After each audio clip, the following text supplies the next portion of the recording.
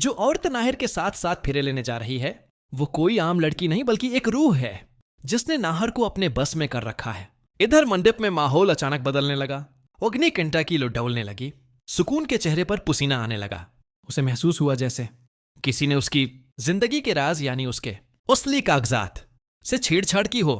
सुकून का चेहरा उतर गया, लब कांपने लगे और वो अचानक खड़ी होकर जोर से बोली, यह शादी नहीं होगी। पूरा मंडप सुन हो गया। दादी, नाहिर और बाकी सब लोग हैरान रह गए। नाहिर ने घबरा कर पूछा, सुकून क्या हुआ? अभी कुछ देर पहले तो तुम बहुत खुश थी, अब अचानक ऐसा क्यों? सुकून ने मासूम चेहरा बनाते हुए कहा, मेरे माँ के कंगन गम हो गए हैं। जब तक वो नहीं मिलते मैं शादी नहीं कर सकती। उम्मी ने कहा था जिस दिन तेरी शादी हो उन्हीं कंगनों को पहनना, वही उनका आशीर्वाद है। दादी ने शक भरी नजर से देखा और बोले, जब से तुम उस घर में आई हो हमने कभी तुम्हारे पास कोई कंगन नहीं देखा। लेकिन नाहर, जो सुकून के जादू के असर में था, फौरन पौला, कोई बात नहीं, हम सब मिलकर ढूंढते हैं। पूरा घर कंगन तलाश करने में लग गया। इसी अफरा तफरी में सुकून ने अपनी चाल चल दी। वो आहिस्ता से अग्निकंठ के पास गई और उसमें लोबानेट डाल दिया। पलक झपकते ही पूरा मंडप धुएं से भर गया। किसी को कुछ नजर नहीं आ रहा था और इसी मौके का फायदा उठाकर सुकून मंडप से गायब हो गई।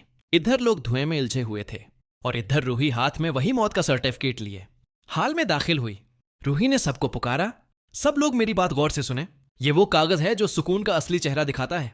सब चौंक गए। दादी, नाहर के वालिद रतन जी और जो ही सब रूही की तरफ देखने लगे। रूही ने कागज ऊंचा करके कहा, यह है सुकून शर्मा का मौत का सर्टिफिकेट। ये औरत 3 साल पहले मर चुकी थी।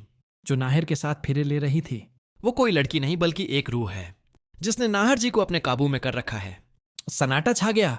हर चेहरे पर खौफ और हैरत के आसार थे।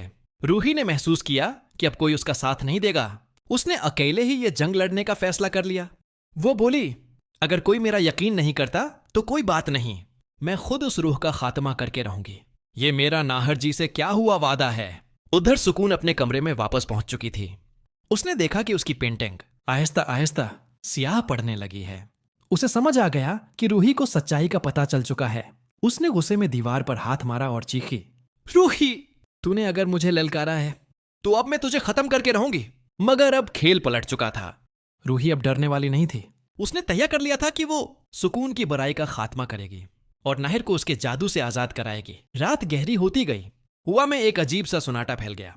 रूही ने खाटू श्याम बाबा के सामने दिया, जलाया और बोली, खाटू जी, आपने मुझे नाहर जी के साथ एक पाक रिश्ते में बांधा था।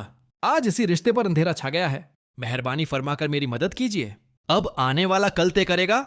क्या खाटू श्याम बाबा के चमत्कार से सुकून का खेल खत्म होगा? क्या नाहर अपने वैश्यकरण से आजाद होकर दोबारा रूही का बन पाएगा या फिर सुकून की रूह कोई नई चाल चलेगी? अगर आप भी चाहते हैं कि रूही ये जंग जीते और नाहिर और रूही दोबारा एक हो जाएं, तो कमेंट में लिखें, आई सपोर्ट रूही।